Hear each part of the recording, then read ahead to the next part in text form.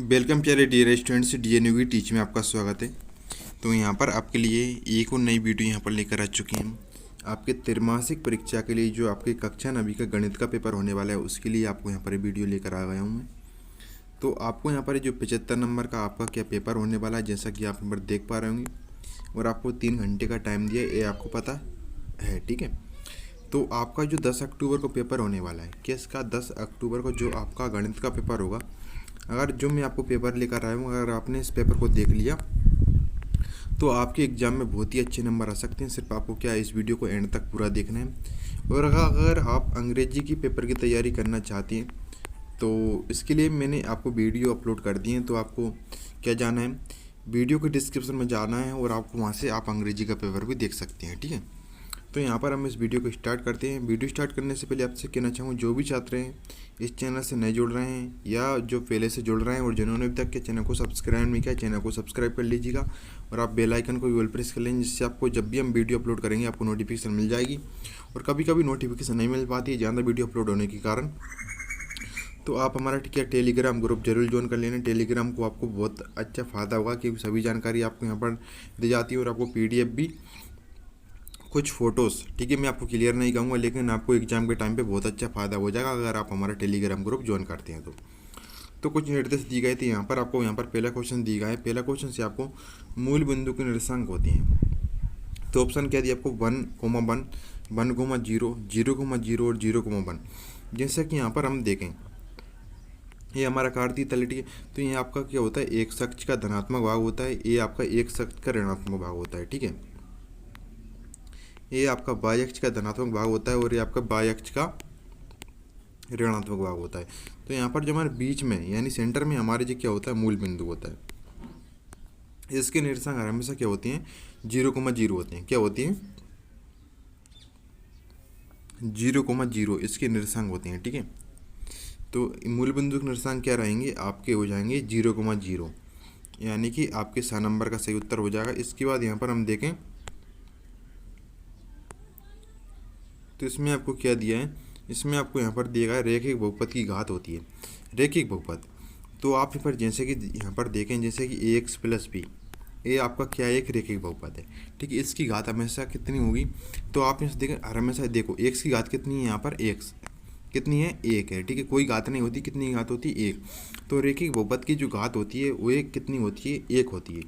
कितनी होती है, 1 होती है। इसी तरह के आपसे पूछ ले अगर कोई 2x² + b, ठीक है, इस तरीके से आपका आ जाए, तो आप यहाँ पर देखें x की घात कितनी है, 2। तो ये कौन सा होता है, आपका त्रिघात बहुपद होता है। ठीक है, इनसे कि यहाँ पर अगर x की बजाय x³ + 2x² + b, तो ये आपका कौन सा हो जाएगा, ये आपके हो जाएगा त्रिघात बहुपद। ठीक है, तो यहाँ पर क्या पूछा था, रेखिक बहुपद पूछा था, तो इसकी घात कितनी हो जाएगी, 1। इसके बाद यहाँ पर हम देखें तो एक परिमेय तथा एक अपरिमेय संख्या का योगफल तथा अंतर, अंतर एक संख्या होती है। तो ये देखो, एक परिमेय संख्या और एक अपरिमेय संख्या का योगफल और अंतर हमेशा ये क्या होता है, एक अपरिमेय संख्या ही होती है। जैसे कि यहाँ पर एग्जाम्पल के लिए हम बात करते हैं, तो एक परिमेय संख्या का योगफल और अंतर हमेशा क्या होगा, एक परिमेय संख्या होती है, और एक अपरिमेय संख्या का योगफल और अंतर भी हमेशा एक क्या होती है, अपरिमेय संख्या होती है। और एक परिमेय और अपरिमेय संख्या का योगफल अंतर भी एक अपरिमेय संख्या होती है। जैसे कि यहाँ पर आपको एग्जाम्पल के लिए कुछ मैं आपको यहाँ से समझाऊँ, प्लस प्लस प्लस आपका क्या होता है, हमेशा क्या होता है, प्लस ही रहेगा। जैसे कि आपको यहाँ पर आपको पढ़ जाए, पूर्णांक हो जोड़ प्लस, आपको क्या देखो, प्लस प्लस प्लस हमेशा किस में आएगी, संख्या प्लस में आएगी। माइनस और आपका, जैसे कि यहाँ पर हम क्या समझे, माइनस और आपके प्लस में यहाँ पर इस तरीके से माइनस और माइनस को संख्या जोड़ेंगे तब भी आपकी किसमें संख्या आएगी, यहाँ पर माइनस वाली संख्या आएगी। और अगर हम यहाँ पर देखो माइनस और प्लस को जोड़ेंगे, किसको, माइनस, और अगर हम प्लस को जोड़ेंगे संख्या किस में आएगी, माइनस में आएगी। ठीक है, और अगर हम प्लस और माइनस को जोड़ेंगे जब भी संख्या किस में आएगी, माइनस में आएगी। ठीक है, जैसे कि आप यहाँ पर समझें, तो इसमें क्या पूछा था, परिमेय और अपरिमेय संख्या का योगफल अंतर हमेशा क्या होगी, एक अपरिमेय संख्या ही होगी। इसके बाद यहाँ पर आपको क्या हो जाएगा, रैखिक समीकरण y = 3x + 5 का हल है। एक में आपको पूछा आदित्य हल, कोई हल नहीं होगा, केवल 2 हल होंगे, अपरिमित रूप अनेक हल होंगे। तो यहाँ पर सबसे पहले हम क्वेश्चन देख लेते हैं, इसके बाद मैं आपको इनके आंसर बताऊँगा। किसी त्रिभुज के तीनों अंतःकोणों का योग होता है। देखो, त्रिभुज के तीनों कोणों का योग कितना होता है? त्रिभुज के तीनों अंतःकोण, त्रिभुज के तीनों अंतःकोणों का योग पूछा है, तो ये आपके त्रिभुज के तीनों कोणों का योग कितना होता है? 180 होता है। ठीक है, ये आपको कुछ मिसप्रिंट दिया है। ठीक है, यहाँ पर आपको क्या, त्रिभुज के तीनों कोणों का योग 180 होता है, 180 होता है। और त्रिभुज के तीनों भागकोणों का योग कितना होता है? वो होता है 360, यानी कि बाहर बनने वाले कोणों का योग कितना होगा? 360। इसके बाद आपको यहाँ पर दिया है एक शून्य बहुपद। देखो, शून्य बहुपद की घात को क्या होगा? शून्य बहुपद की घात है, ऐसा आपको यहाँ पर दिया था, तो ये हो जाएगा। इसको हम क्या करेंगे? परिभाषित नहीं है। ठीक है, वैसे किसी किसी जगह में आपको क्या शून्य बहुपद की घात क्या मिलेगी? 0 मिलेगी। ये आपको दोनों ऑप्शन आपको यहाँ पर दिखाई देंगे। ठीक है, इसके बाद कैसे कि आपको यहाँ पर दिया है रिक्त स्थान की पूर्ति। कंप्लीट सॉल्यूशन में अभी आपको बताऊंगा। ठीक है, जो क्वेश्चन बच रहे हैं आपको वीडियो में बने रहना है और इस वीडियो को शेयर करना है ज़्यादा से ज़्यादा दोस्तों को। ठीक है, इसके बाद क्या दिया आपको? रिक्त स्थानों की पूर्ति कीजिए। बहुपद x + 4 का शून्य है। जैसे कि हम शून्य के बराबर इसको रखेंगे, x + 4 = 0, तो शून्य के बराबर रखेंगे तो x बराबर कितना हो जाएगा? -4। तो इस ऊपर वाले में आपका क्या आएगा? -4 आएगा।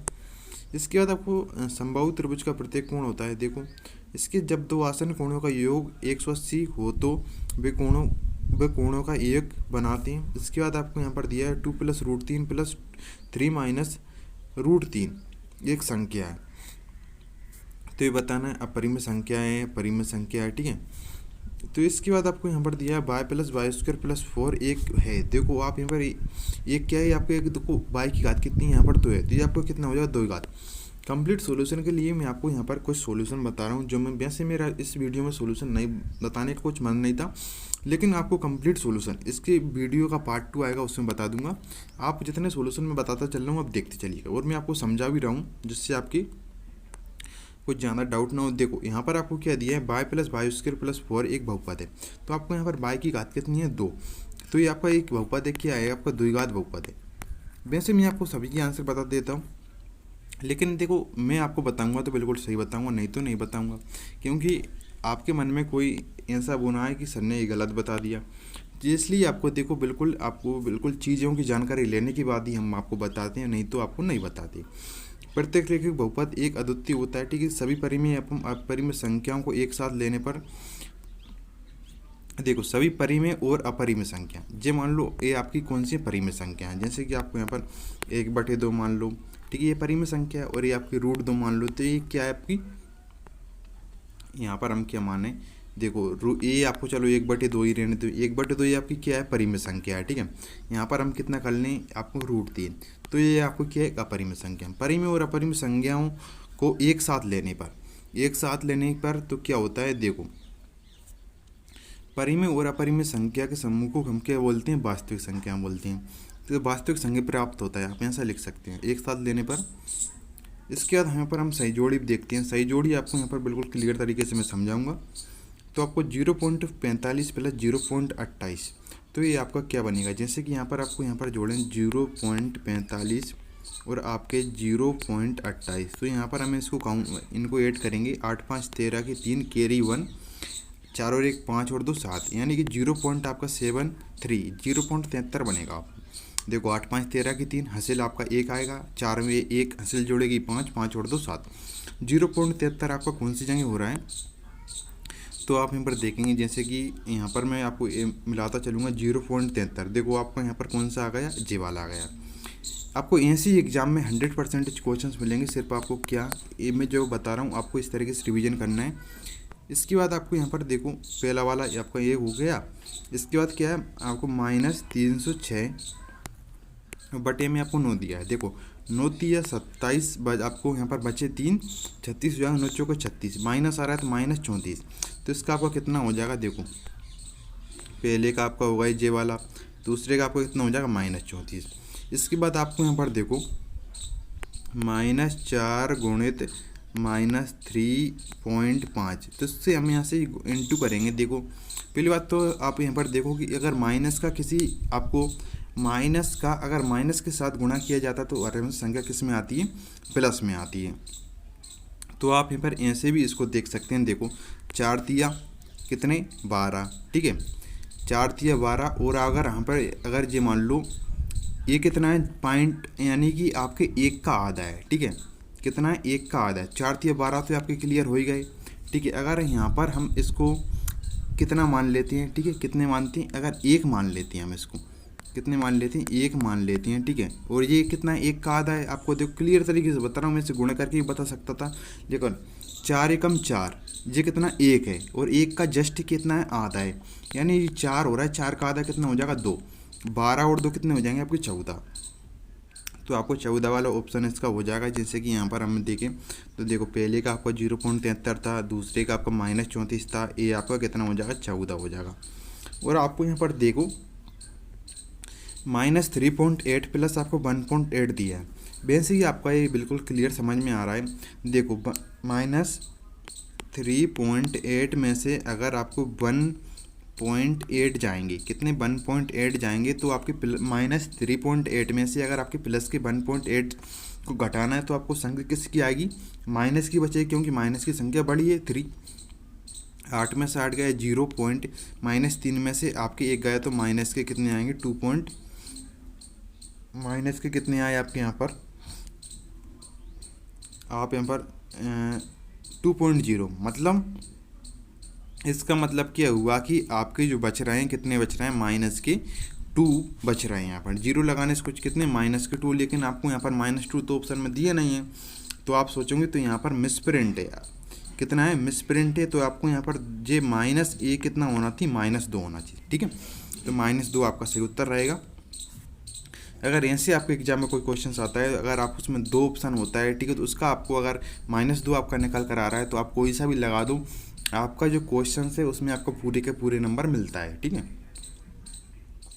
इसके बाद आपको यहाँ पर कितना दिया है, जैसे कि एक बार हम ऐड करते हैं बिल्कुल, तो ये आपका कितना 0.73, फिर आपका कितना था, ये आपका 34 था, फिर आपका आया कितना आया 14 आया, फिर ए आपका कितना बना -2 बना, ठीक है। इसके बाद हमारा क्या बना 2/5, 2/5 को हम क्या लिख सकते हैं, जैसे कि 0.04 इसका आपका हो जाएगा, ठीक है। और ये आपका कौन सा बच रहा है, ये आपका 0.4 होगी। तो इस तरीके से आपकी क्या सही जोड़ी हो जाती है। यहाँ पर वीडियो को शेयर कर दीजिएगा, अभी तक लाइक नहीं किया लाइक कर दीजिएगा। इसके बाद आपको यहाँ पर निम्नलिखित प्रश्नों के उत्तर एक वाक्य एक शब्द में लिखिए, तो आप यहाँ पर देख सकते हैं, इनको और देख लीजिएगा आप। 5 - 2 ये आपका कुछ इस तरह 2/3 तथा 7 + 2/3 का योग क्या होगा, तो ये आपको बताना है। योग पूछा है आपको यहाँ पर 2√3 हो सकता है, आपका क्या हो जाता है 5 - 2√3 और तथा 7 + 2√3 का योग क्या होगा, ये कुछ ये क्लियर नहीं है, ठीक है। इसका मैं बता दूंगा आपको, जो इसके बाद कंप्लीट सॉल्यूशन वाली वीडियो बताऊंगा, उसमें 30 डिग्री के पूरक कोण का मान लिखिए, इसके बाद 0 व 1 के बीच एक परिमित संख्या लिखिए। तो इसमें आपको कितनी सी अच्छी बात है, देखो 0 है और 1 है, इसके बीच में हमको क्या एक कोई परिमित संख्या लिखना है। एक परिमित संख्या आप कोई सी भी यहाँ पर लिख सकते हैं, जैसे कि आप यहाँ पर देखेंगे आपकी 1/2, 1/2 बीच की देखो यहाँ पर कितनी हो जाएगी 0.5 आया, यानी 1/2 आपकी क्या हो जाएगी, ये भी एक परिमित संख्या हो जाएगी, इसकी क्या हो जाएगी 1/2, ये आपकी 0 और 1 के बीच में एक परिमित संख्या हो जाएगी। बिंदु 2,3 के भुज का मान, तो आप यहाँ पर देखेंगे भुज और कोटि वाला आपके एग्जाम में आ जाता है। तो 2 नंबर 2 है आपकी, पहली संख्या किसकी होती है, भुज की होती है, और दूसरी संख्या आपको किसकी होती है, कोटि की होती है। पहला वाला भुज कहलाएगा, यानी 2 इसका भुज कहलाएगा, तो हमारे लिए भुज का मान पूछा तो इसका मान कितना हो जाएगा 2। अगर कोटि पूछते तो फिर कितना होता है 3 होता है, ठीक है। पहला वाला भुज का होता है हमेशा, दूसरा वाला क्या होता है कोटि होता है। इसके बाद अपरिमित संख्या का कोई एक उदाहरण दीजिए, तो आप अपरिमित संख्या का कोई एक उदाहरण आप यहाँ से लिख सकते हैं, जैसे कि आप यहाँ पर देखें √3 है आपका, अपरिमित संख्या √5 है, ठीक है। तो ये आप उदाहरण है, और इनमें से परिभाषा क्या होती है अपरिमित संख्या की, तो यहाँ पर हमसे हुई संख्या जिसे हम p/q के रूप में नहीं लिख सकते, ठीक है, उसे क्या बोलते हैं हम अपरिमित संख्या बोलते हैं। जैसे कि एग्जाम्पल √3, √5, आपके √7, √11, कौन सी सब अपरिमित संख्या है। इसके बाद यदि x + 5 = 7 है तो x का मान है, तो वो देखो यहाँ पर x + 5 बराबर आपका कितना दिया 7, x का मान पूछा, x बराबर कितना हो जाएगा 7 - 5, तो 7 में से 5 जाएंगे कितने बचेंगे, तो x का मान यहाँ पर कितना आ जाएगा 2 आ जाएगा इसका। तो यहाँ तक आपके लिए जो मैंने बताया था कम प्रश्न नंबर 4 तक, तो यहाँ पे आपके ओटी बताएं, ठीक है, ऑब्जेक्टिव टाइप क्वेश्चंस थे और बताए। कुछ आपके यहाँ पर आंसर नहीं बताए, उनके आंसर मैं नेक्स्ट वीडियो में बता दूंगा, और इसी के आपको कुछ प्रश्न नंबर 5 से उसमें आपको नेक्स्ट वीडियो में बताऊँगा। आई होप कि आपको वीडियो हेल्पफुल लगेगा। आपको भी वीडियो हेल्पफुल लगे तो इस वीडियो को लाइक अवश्य कर दीजिएगा, और इस वीडियो को आपको अपने दोस्तों को सभी को शेयर करना है ज़्यादा से ज़्यादा, ठीक है। और चैनल को सब्सक्राइब नहीं किया, सब्सक्राइब कर लीजिएगा, ठीक है। क्योंकि यहाँ से जो मैं क्वेश्चन बता रहा हूँ 100% आपके क्वेश्चन एग्जाम में आएंगे। बहुत सारे क्वेश्चन आपके फंस जाएंगे, सभी की नहीं बोलूँगा, लेकिन बहुत सारे क्वेश्चन आपको फंस जाएंगे। और इंग्लिश की तैयारी के लिए आप हमारे चैनल से और हमारे टेलीग्राम ग्रुप से जुड़ जाइए, और जो भी तक पेपर आपको यहाँ पर दिए गए हैं वही पेपर करिए, ठीक है। वीडियो के डिस्क्रिप्शन में उन पेपर की लिंक मिल जाएगी। तो मिलते हैं नेक्स्ट वीडियो में। Thank for watching video.